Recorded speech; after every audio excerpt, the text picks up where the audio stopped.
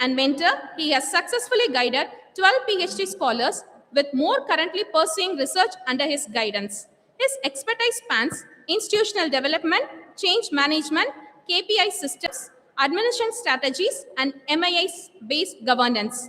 Sir has also held key positions at institutions including SRM Institute of Science and Technology, DMI College of Engineering, and National Engineering College, contributing significantly to the growth and academic excellence. We are truly honored to have such an accomplished academic leader and visionary with us today.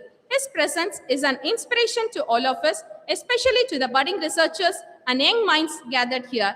Let us extend a warm welcome to our distinguished chief guest, Dr. V. Subbaiah Bharati. Thank you, sir. Thank you, ma'am, for that wonderful introduction. Words from the visionary always enlighten minds and ignite new aspiration. I feel privileged to invite our chief guest, Dr. V. Subbaiah Bharati, Vice Chancellor of St. Joseph University, to address the gathering and share the valuable thoughts.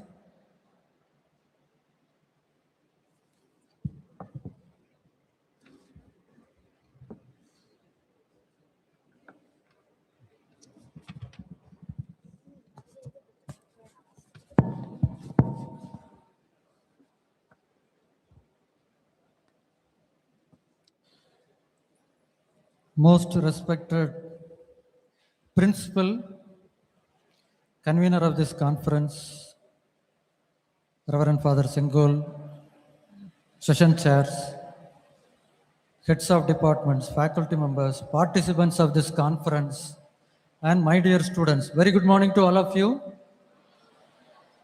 Good morning. I am very happy to be part of this international conference, inaugurating this conference. Before coming to this hall, I was briefed by the convener of this conference that there is a overwhelming response for this conference. They received more than 100 papers. After peer review, the papers have been selected for presentation and publication in a Scopus indexed journal. My congratulations and appreciation to Dr. Chinnaya and his team.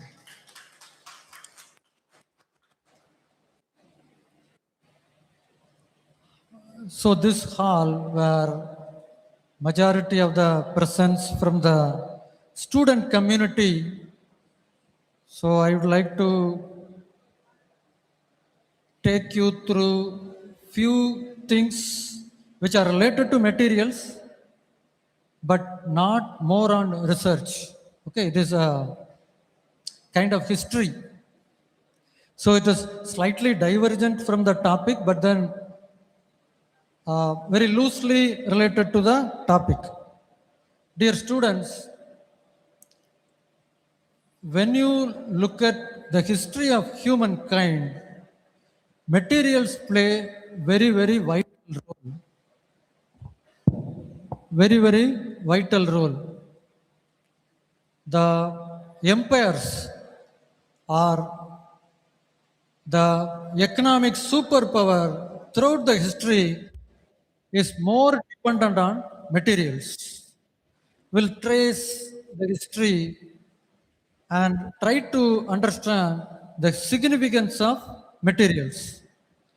To start with, during the ancient times, very, very long ago, one of the materials which is so vital in the establishment of great empires is nothing but salt. The salt that we are every day using, salt was once upon a time, it was a material very, very much sought after. The great kingdoms and their dominance was built on salt. Do you know why? It is because salt is the material used to preserve food. Okay, be it meat or fish, the preservative is salt. Salt is a survival necessity in those days. Those who control salt, they are able to expand their kingdom, because when the army is marching towards various places, they have to carry the food. Those who have salt, the army can go farther and farther and conquer kingdoms. That's why salt played a major role in those days. China, the Han Empire, was the one. About 1,000 years they ruled the land of China only because of their control over salt.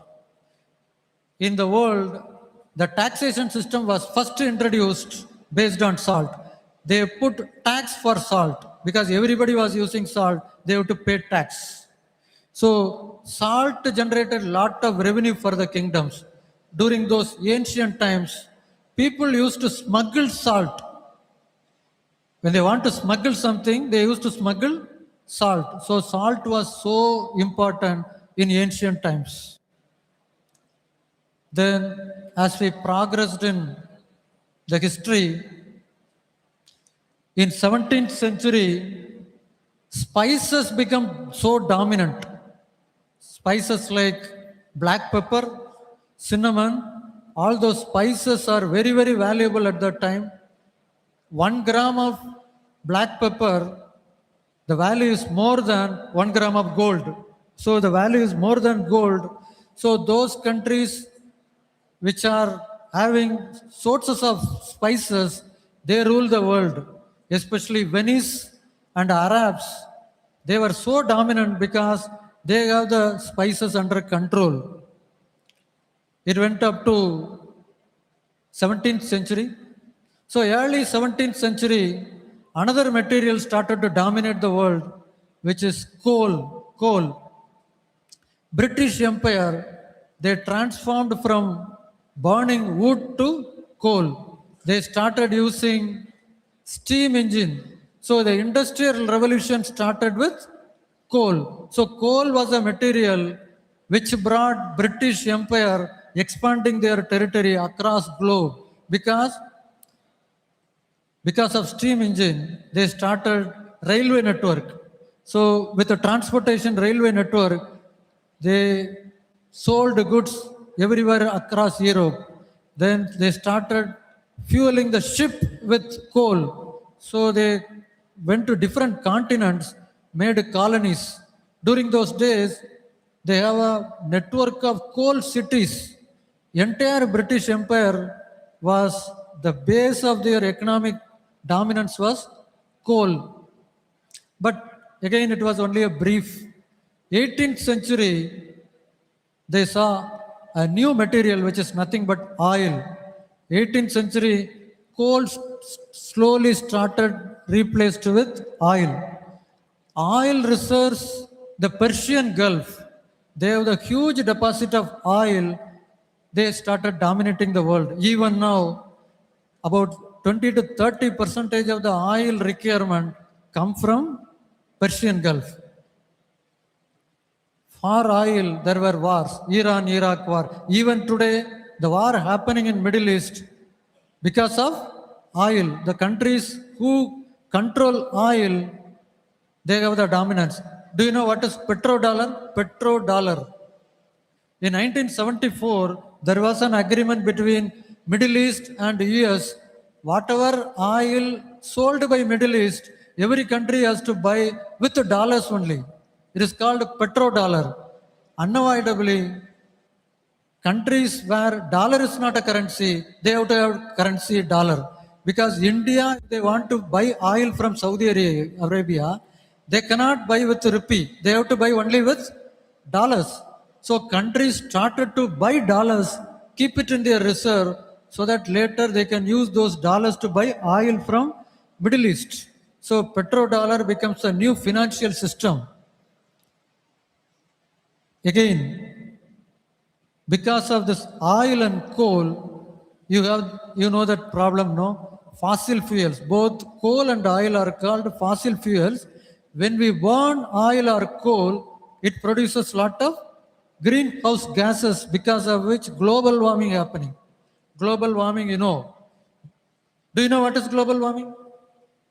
When we burn oil, petrol or diesel, it emits greenhouse gases that will make the earth to become more warm, because of which lot of climate change happenings, frequent floods, frequent hurricanes, drought, everything happening in the globe because of global warming, because of emission of greenhouse gases, because of burning fossil fuels like coal and oil. So 2015, United Nations started talking about sustainable goals, sustainable development. It requested all the governments across the world to cut down the emission of greenhouse gases and to switch over from fossil fuels to green energy technologies. After that, now all the countries now they are moving towards green energy, either through wind or through solar, and not depending on coal and oil for their energy production, because electricity predominantly produced in India using thermal power plant where we burn coal. So slowly countries are moving away from coal based thermal power plants and they are going towards green energy. Not only that, most of the countries now they stop cars and automobiles using petrol and diesel. They are moving towards electric vehicles. So this is a present day. In the present day, most of the countries they are migrating to electric vehicle and green energy technologies. Now, which are all the materials now dominate? Do you have any idea? All the electric vehicles in the motors they use permanent magnets. The motors need permanent magnets. The material where the permanent magnets are derived from are rare earth minerals. There are 4 rare earth minerals very very important for permanent magnets used in electric vehicle. Neodymium, it is one of the, I hope you come across in the periodic table, rare earth, 17 rare earth elements, which comes under lanthanides. How many of you remember periodic table? So where 4 materials are very, very important. One is neodymium, rare earth mineral. Which country controls all the rare earth mineral at present? Do you have any idea?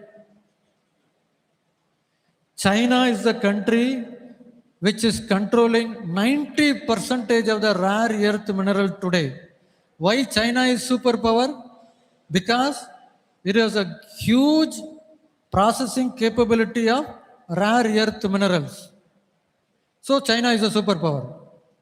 Not even US, not even European Union. In the present scenario, China is superpower because of the materials. Why I am tracing the history is salt, spices, coal, oil. Presently, it is rare earth minerals and critical minerals which are very much required for today's development. You say artificial intelligence, which depends on energy. That energy is derived from green energy technologies. All those things require rare earth minerals. The entire war happening in the Middle East, they are using drones. Isn't it? Drones, there are magnets. The magnets are made of rare earth minerals, which is totally controlled in the globe by China. Now, we come to the present context.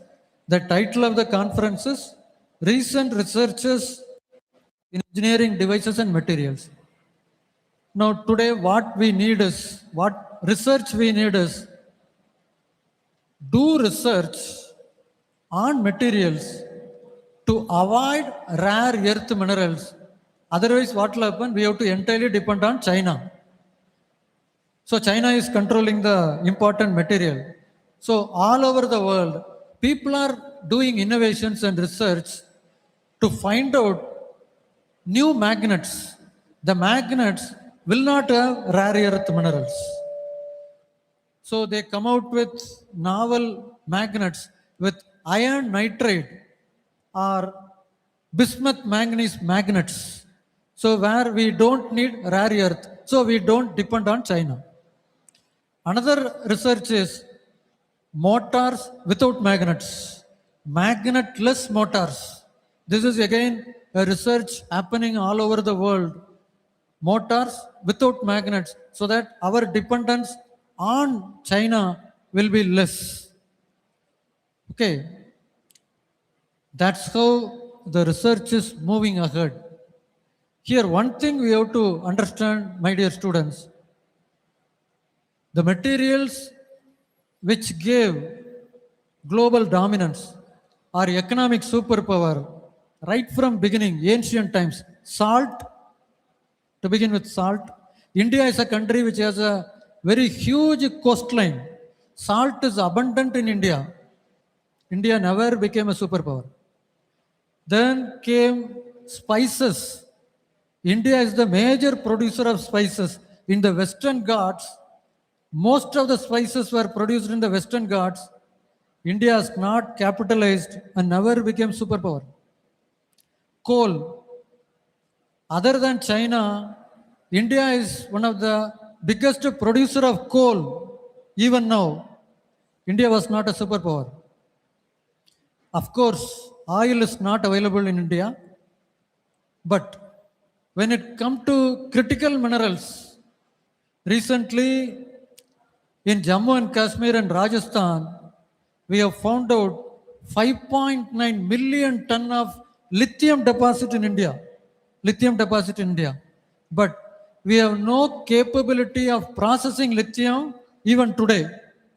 Again, we'll be losing the opportunity to become a superpower in the world. Though we have all these materials in our country, we are not able to become an economic superpower controlling the entire globe. It is because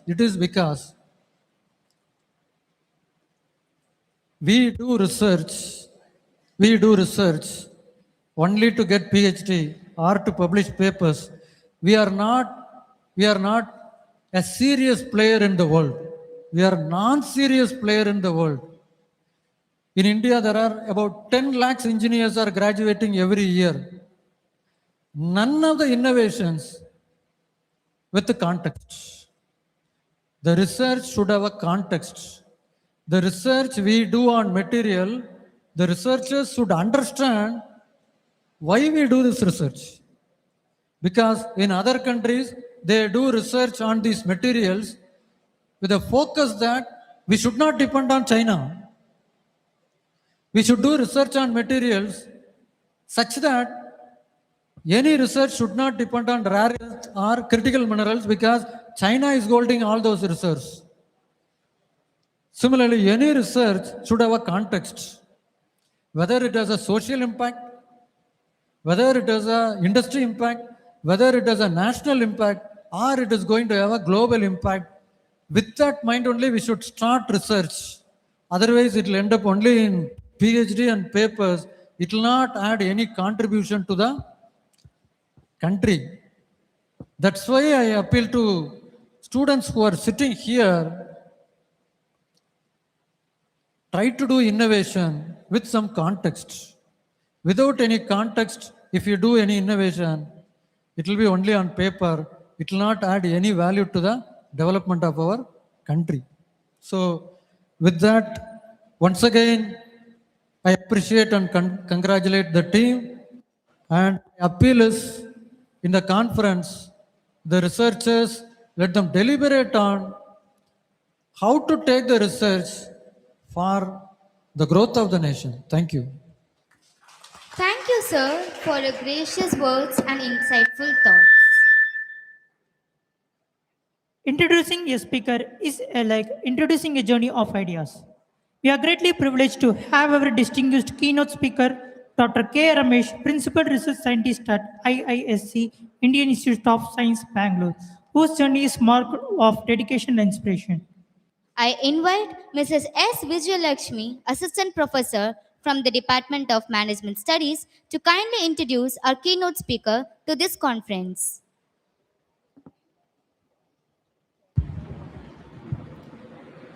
Good morning to one and all present here on the dais of the dais. Knowledge, when pursued with passion and purpose, transforms not only the individual, but the world at large. It is both a privilege and a profound honor to introduce our keynote speaker, Dr. K. Ramesh, who truly embodies this idea. Dr. K. Ramesh, a principal research scientist in the Department of Physics at the Indian Institute of Science, Bangalore, an institution with excellence in scientific research and innovation.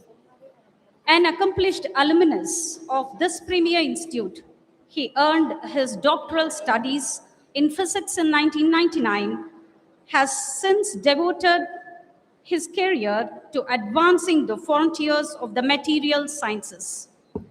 His areas of expertise includes amorphous semiconductors, chalcogenide glasses, and phase change materials with significant contributions to non-volatile memory technologies, infrared materials, thermoelectric properties, and photovoltaic system. With an impressive legacy of over 125 scholarly peer-reviewed publications in reputed international journals, his contributions resonate across the global academic and research communities. His work exemplifies the seamless integration of theory, experimentation, and application. As a guiding force, Dr. Ramesh has not only expanded his horizons of scientific knowledge, but has also nurtured a generation of researchers driven by curiosity and excellence. His work on non toxic tin sulfide solar cell materials reflects a rare blend of scientific innovation and societal responsibility. Added, he is a governing council member, research council member, doctoral committee member, and board of studies member in many reputed universities. In honoring Dr. K. Ramesh today, we celebrate not only a scientist of exceptional merit, but also a visionary whose work continues to shape the future of material science and sustainable technologies. May his words today illuminate our thoughts, inspire our endeavor, and deepen our commitment to the pursuit of knowledge. With great respect and admiration, I invite Dr. K. Ramesh to deliver the keynote address. Thank you. Thank you, ma'am, for your graceful introduction. Now, it is my great honor to invite our esteemed chief guest, Dr. V. Subbaya Bharati, Vice Chancellor, St. Joseph University, Chennai, to officially declare the conference open. Sir, please.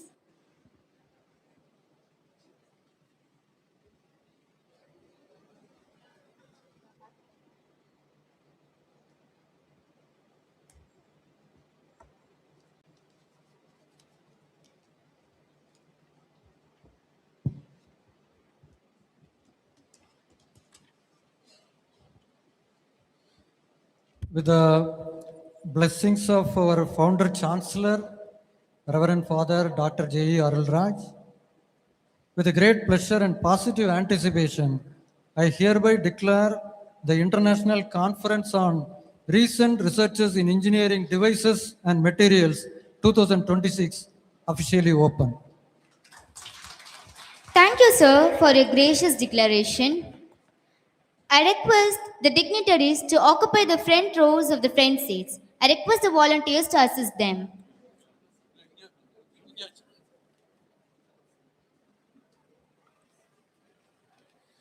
Great thoughts inspire great actions. Sharing ideas builds wisdom of powerful words. With immense honor, I now invite our eminent keynote speaker, Dr. K. Ramesh, Principal Research Scientist at IISc, Indian Institute of Sciences, Bangalore, to address and guide us with their profound knowledge. Sir, please.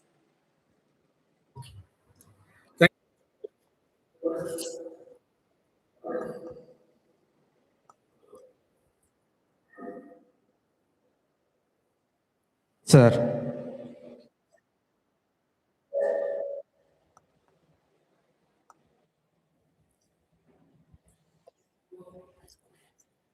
Yes, sir, it's audible, sir.